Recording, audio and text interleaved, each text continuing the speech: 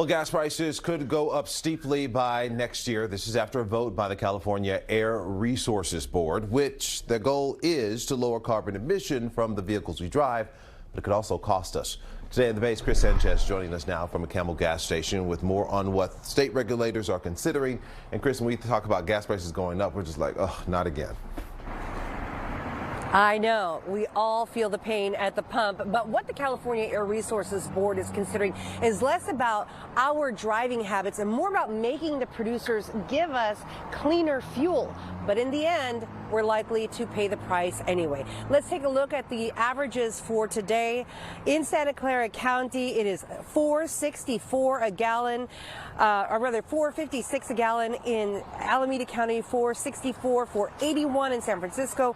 That's all higher than the average for the state, which is $4.25, and way higher than the national average of $3.11. These are according to AAA statistics. Now, the California Air Resources Board, or CARB, is preparing to vote tomorrow on an update to the state's clean air rules, specifically the low carbon fuel standard.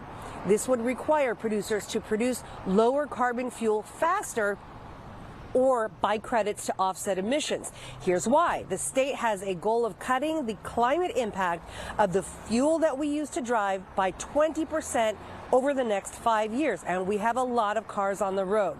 The Air Resources Board last estimate of the cost to consumers was 47 cents a gallon by next year.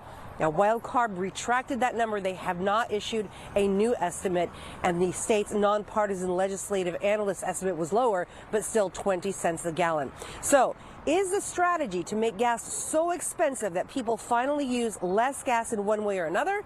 Well, the chair of the Air Resources Board says the strategy is actually to push producers to offer lower carbon choices.